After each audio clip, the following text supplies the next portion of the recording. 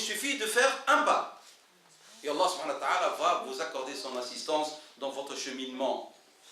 Dieu dit dans le Coran que parmi les moyens qui donnent un sens à votre vie et qui vous donnent cette paix, cette quiétude, et vous permettent de ma'rifatillah, comme a dit Ibn al-Abbas, les ta'boudoun et les ta'rifoun.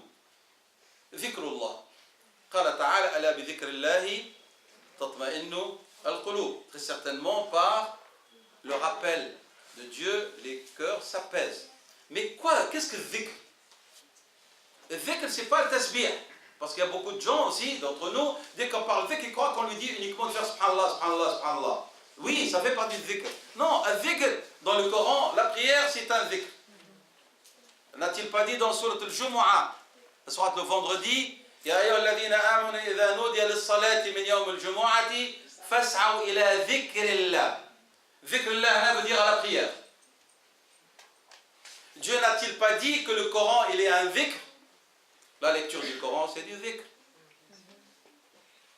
Dieu n'a-t-il pas dit que le fait de méditer sur la création de Dieu, c'est du dhikr? C'est un rappel? Dieu n'a pas dit, le fait de l'évoquer par nos langues et nos cœurs, c'est du dhikr. Le dhikr, ce n'est pas le tasbih uniquement.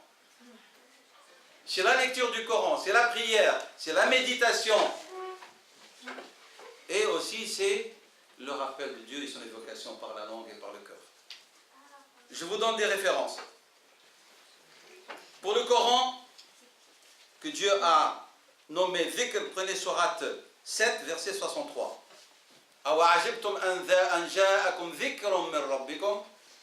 Vous êtes surpris qu'un dhikr vous parvienne de la part de votre Seigneur?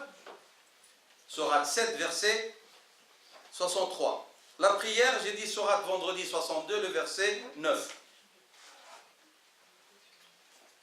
La méditation sur la création de Dieu, la Sourate 25, le discernement, le verset 62. Et son évocation, subhanahu wa ta'ala, c'est dans la Sourate 7, le verset 205. Alors maintenant, vous prenez tout ce paquet, lecture du Coran, lecture, comme on a dit, pas par les yeux, par le cœur.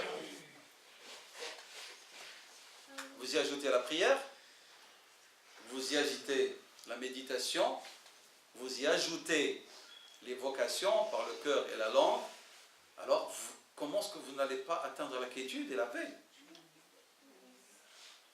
Dieu dit une vérité. Allah, très certainement. Bi dhikrillahi tatma'innu al-qulub. Il a donné par l'expression du ta'kid formel, sans nul doute. Combien de temps donnez-vous à une prière de qualité? Combien de temps donnez-vous à une lecture de qualité du Saint-Coran? Combien de temps donnez-vous à une méditation de qualité? Je ne parle pas du yoga.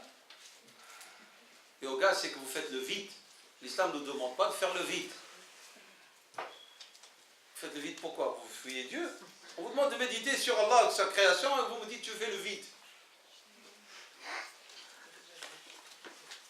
Combien de temps donnez-vous chacun d'entre vous et moi-même pour faire du dhikr? C'est-à-dire, comme lorsque vous voulez lire un livre, vous dites je ne veux pas qu'on me dérange. Combien de temps est-ce que vous vous organisez chaque jour pour avoir 10 minutes, la chambre fermée, personne ne vient vous déranger, ni téléphone, ni geste, simple pour évoquer Allah subhanahu wa ta'ala? Vous ne le faites pas. Combien de temps accordez-vous au dhikr lorsque vous marchez dans la rue et vous avez la tête qui est pleine de futilité? Combien de temps donnez-vous au dhikr de Dieu lorsque vous êtes dans le bus ou dans votre voiture, dans le métro? Est-ce que le prophète sallallahu alayhi wa sallam n'a-t-il pas dit faites en sorte que votre langue soit toujours fraîche par l'évocation de Dieu? Fraîche. La fraîcheur, c'est pas après un an, il n'y a plus de pluie, c'est sec. La fraîcheur, ça veut dire c'est inondé en permanence. Oui ou non? On laisse la sécheresse, et puis lorsqu'on a une catastrophe, la ilaha illallah, la ilaha illallah. Mais c'est pas ça le dhikr. C'est pas ça le dhikr. C'est pas ça le dhikr, c'est en permanence. C'est en permanence. Testez ça, testez-le. Pourquoi vous ne faites pas confiance à Dieu? Je suis sérieux, on ne fait pas confiance à Dieu. Subhanahu wa ta'ala. On ne fait pas confiance au prophète sallallahu alayhi wa sallam dans ce qu'il nous donne comme directive. Testez, faites du dhikr. 5 minutes par jour. Vous allez avoir après un mois quel plaisir et quelle fraîcheur vous allez avoir au fond de vous-même et quelle quiétude et quelle paix. Malgré tous vos problèmes. Mais vous ne le faites pas. Alors lorsque vous ne le faites pas, vous êtes dégarni, vous êtes désarmé face aux aléas de la vie. Et vous vous trouvez devant une conception qui est celle de l'existentialiste, qui est attaché à ses relations affectives, ou à son travail, ou à... Quoi encore? Nous avons dit 3. S'il a. Oui, des croyances, des civilités, dans le vrai sens du terme. Existentialiste, tu parles. Bien. Trouver du sens dans nos convictions et valeurs. Trouver du sens par nos actes, dirigés par Allah subhanahu wa ta'ala et son prophète sallallahu alayhi wa sallam. Je rappelle le sens de la foi en islam. La foi est une connaissance du sens de la vie, tel que Dieu subhanahu wa ta'ala l'a décrété, dont il a fixé les éléments, grâce à laquelle l'homme vit plutôt que de vouloir se tuer. Je rappelle le verset que j'ai cité au début, qu'Allah a dit que dans ce qu'il a révélé, il y a une vie. Une vie. Alors, mon frère ou ma soeur qui désespère et qui brûle du noir sans arrêt, et nous avons maintenant une mode, on a beaucoup de psychologues musulmans maintenant, des thérapeutes qui sont en train de guérir les musulmans et les musulmanes dépressifs, ça rajoute à la clientèle. J'espère qu'ils se sont ressourcés dans les préceptes de l'islam et qu'ils proposent une thérapie qui a pour fondement la loi de Dieu et non pas Freud et consorts.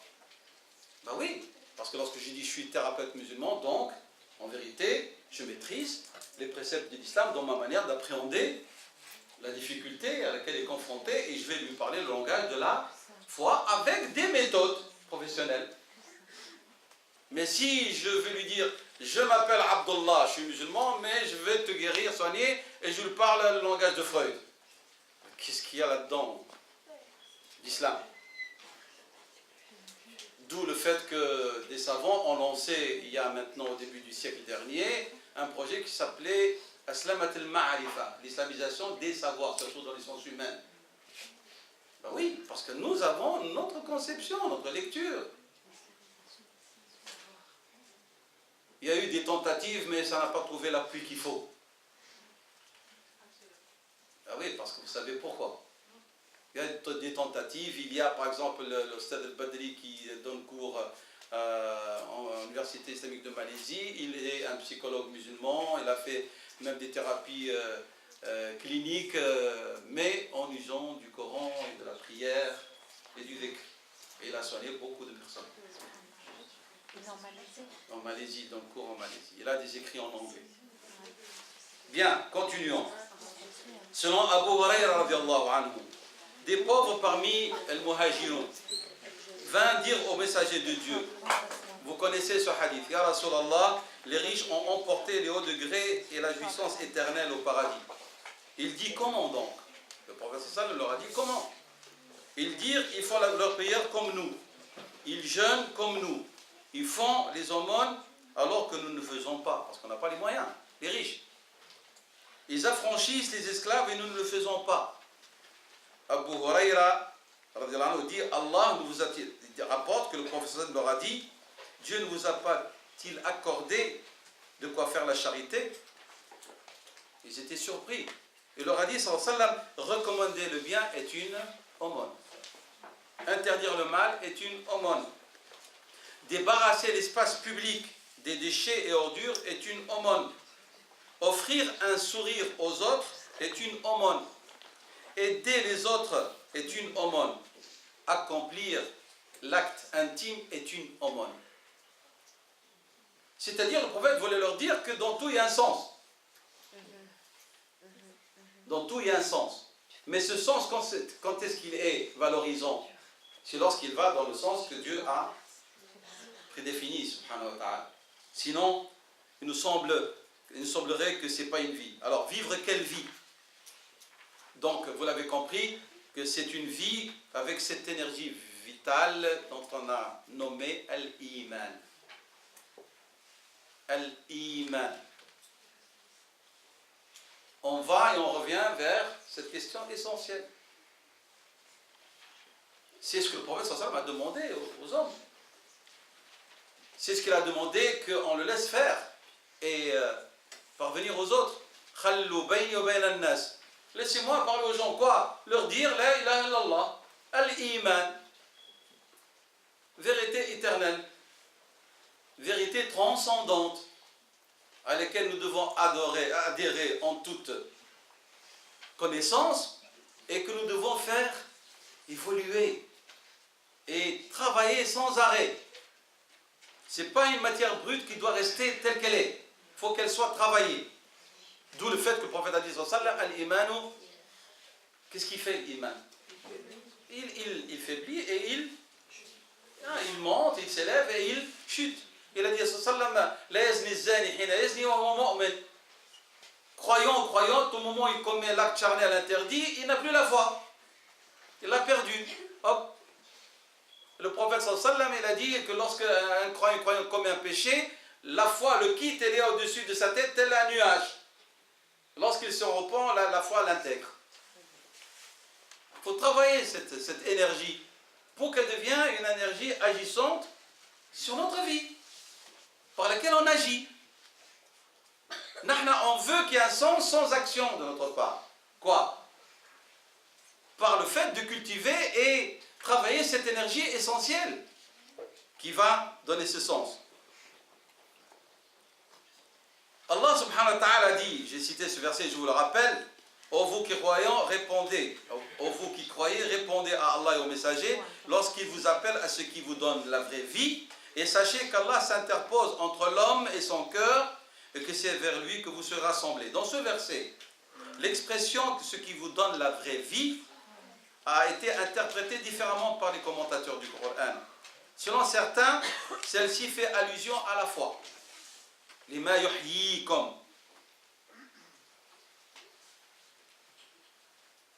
Donc c'est al-iman. Selon d'autres, elle fait référence à l'islam, c'est-à-dire l'aspect iman et l'aspect islam. Je m'explique, le prophète a dit sallallahu alayhi wa sallam, al-iman, c'est ce qui est à l'intérieur, ou l'islam al-alaniya.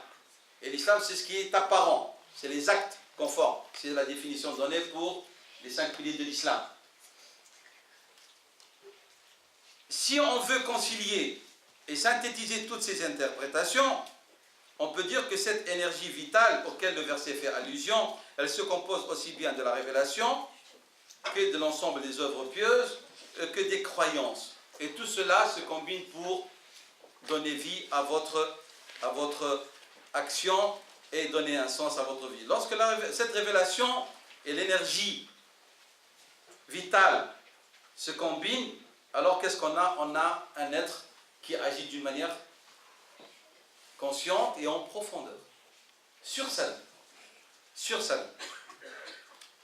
J'essaie, Inch'Allah, d'aller plus vite pour qu'on puisse arriver à ce que j'avais proposé au début de mon intervention.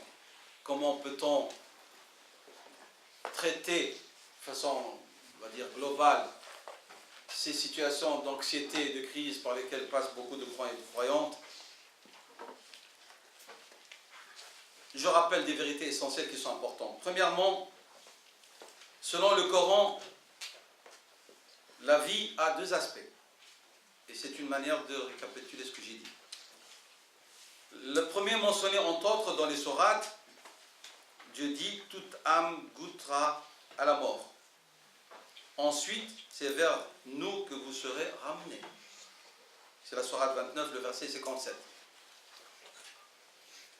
Le verset que j'ai cité tout à l'heure de la sourate Hadith 57, Dieu dit « Sachez que la vie présente n'est que jeu. amusement, vaine parure, une course à l'orgueil entre vous et une rivalité dans l'acquisition des richesses et des enfants. Elle en est cela pareil à une pluie. La végétation qui en vient émerveille les cultivateurs. Puis elle se fane. Et tu la vois donc jaunie. Ensuite, elle devient des débris. Et dans l'au-delà, il y a un dur châtiment et aussi un pardon et un agrément d'Allah. Et la vie d'ici-bas n'est que jouissance trompeuse. Ce sont les versets que j'avais récités dans la sourate 57, donc le verset 20 et 21. Ça, c'est la première vérité que nous ne devons jamais oublier. Pour que, si vous allez l'acquérir, avec ces fastes, vous vous rappelez qu'elle va, après avoir été une plantation verdoyante, elle va devenir, elle va jaunir. Hutam, des débris. C'est ce que nous avons dit tout à l'heure, le vers de poésie de Ibn Rawandi, le kulli shay'in idha ma tamma nuqsan. Rappelez-vous. Ça, c'est la première, c'est un rappel. Deuxième aspect de la vie, caractère sacré et digne de respect, qu'il faut préserver et en tirer profit. Il n'y a pas de la contradiction. C'est ce que je dis tout à l'heure. Celui qui dit mon royaume c'est l'autre monde, il est dans l'erreur. Celui qui dit que mon royaume c'est dans cette vie, il est dans l'erreur. Donc vous devez la prendre d'une manière très relative, nisbiya. Allah subhanahu wa ta'ala dit dans la sourate 28, le verset 77, et recherchez à travers ce qu'Allah t'a donné.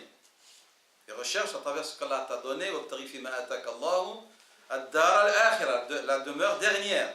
Et n'oublie pas ta part de cette vie. Et sois bienfaisant comme Allah a été bienfaisant envers toi.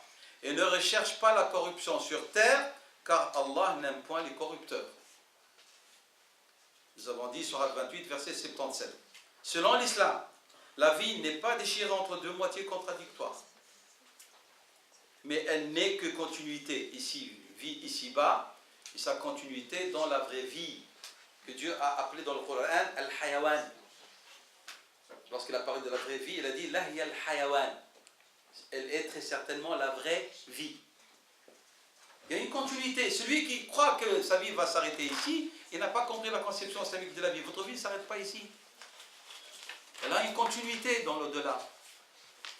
Et cette continuité, c'est vous qui allez la déterminer par votre action dans cette vie ici-bas. Vous allez déterminer votre vie dans l'au-delà par votre action dans cette vie d'ici-bas. Cette vie d'ici-bas, c'est le champ dans lequel vous allez cultiver les fruits que vous allez cueillir dans l'autre côté. Et lorsque je parle de fruits à cueillir, Allah yaftah ali, comme j'insiste, ne me comprenez pas dans la conception matérialiste, existentialiste, comme si je parle uniquement de l'objet éphémère qui sont les biens terrestres. Je ne parle pas de ça. C'est ce que nous avons dit tout à l'heure dans la définition de l'iman et comment elle cadre l'action de l'homme dans chaque mouvement, chaque geste. Il y a un sens et il y a une finalité recherchée. Pourquoi est-ce que vous limitez le sens de votre vie à l'acquisition de ces biens matériels, à ces joies uniquement passagères, éphémères et qui ne durent pas? Et c'est dit, imaginons que vous êtes marié avec quelqu'un qui vous aime et vous l'aimez. Walhamdulillah, dans votre vie, vous n'avez pas eu d'accro.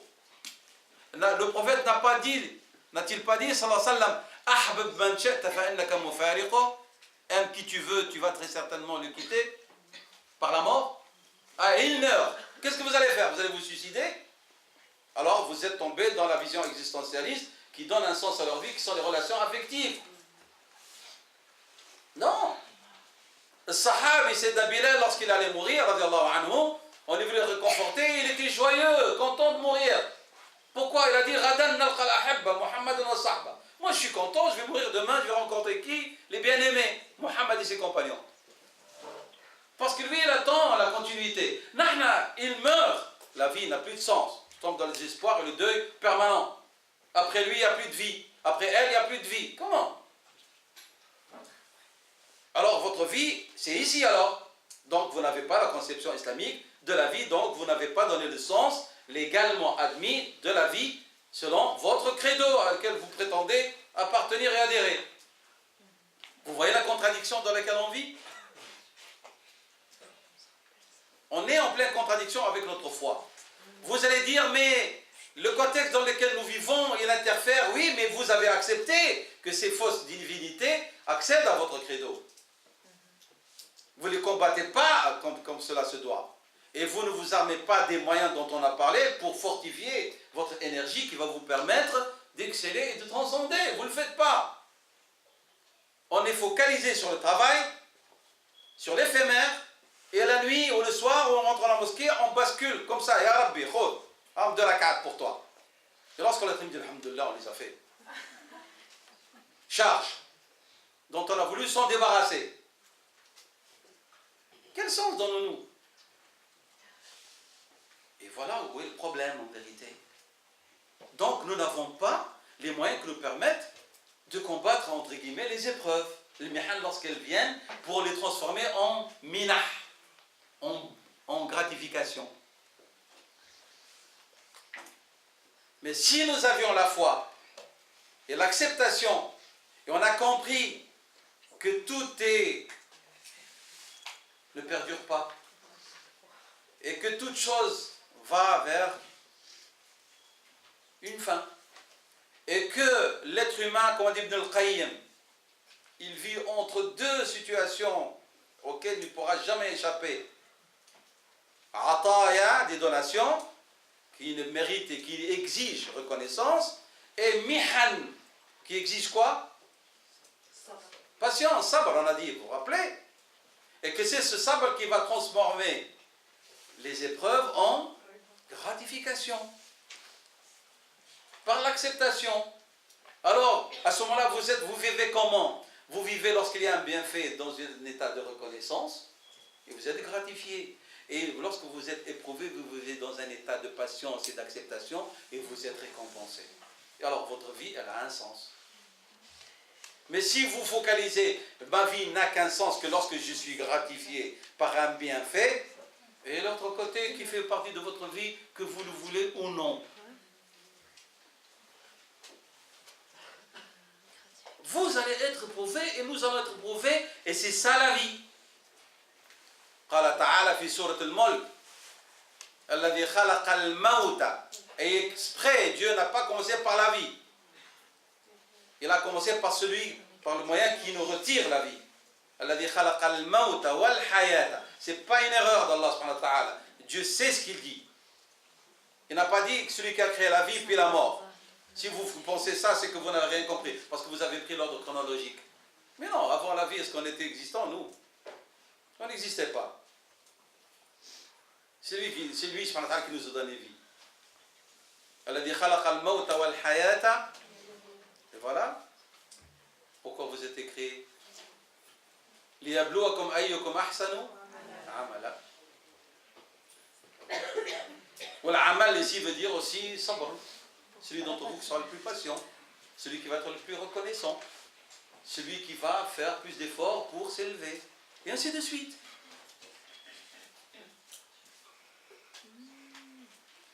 Si vous donnez sens à votre vie par rapport aux biens matériels, par rapport à ce que vous possédez dans votre compte, par rapport à la voiture que vous possédez, l'appartement dans lequel vous logez et ce qui s'y trouve comme bien immobilier, alors là, Sayyidina Muhammad sallallahu alayhi wa sallam n'a rien compris alors.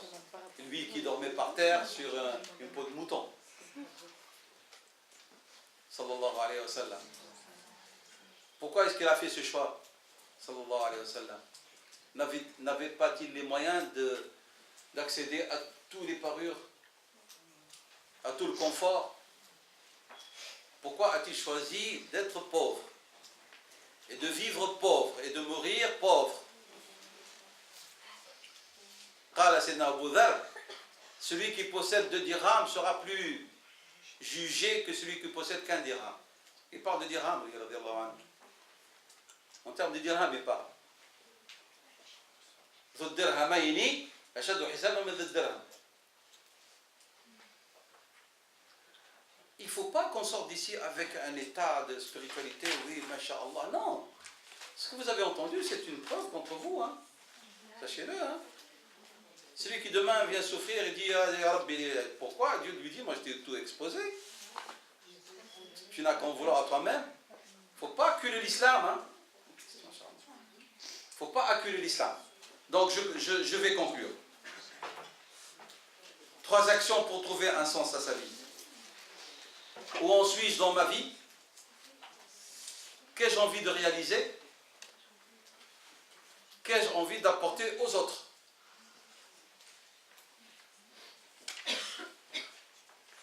Où suis-je dans ma vie? Qu'est-ce que j'ai réalisé de ma vie?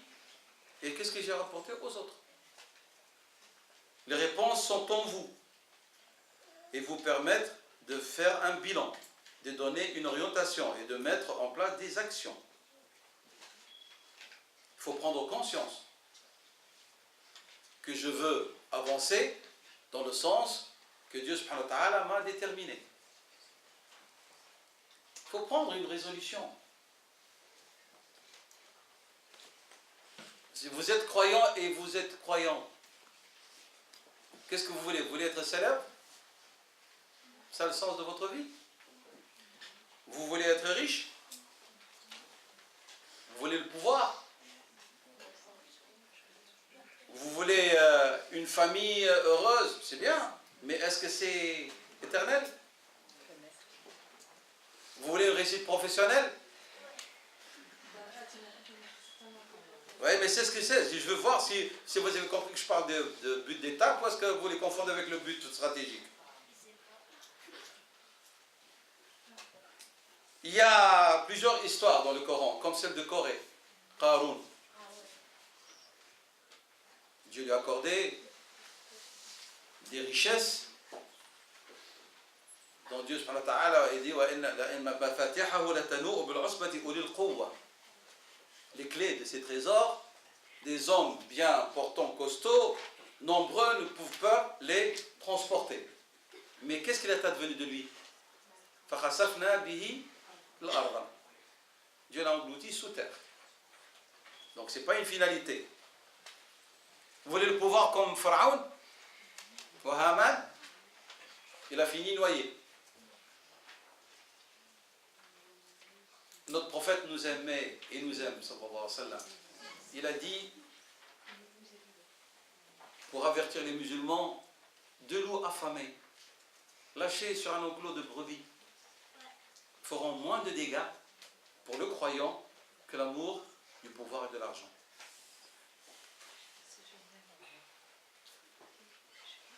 Il nous indiquait que c'est une fausse route. C'est une fausse route. Non. Le hadith il est connu. Ibn Rajab al-Hanbali a écrit un livre dans lequel il commente ce hadith et il est sur le marché. La dhi'bani ja'i'ani.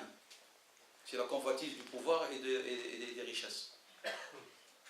Donc 2 loups affamés lâchés sur un enclos de brebis feront moins de dégâts sur l'âme que l'amour du pouvoir et de l'argent sur la foi du croyant.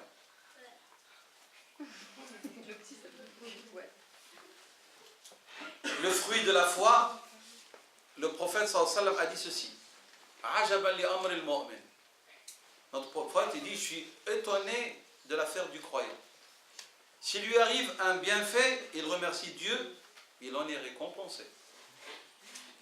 Et s'il est éprouvé et patient, il en est récompensé.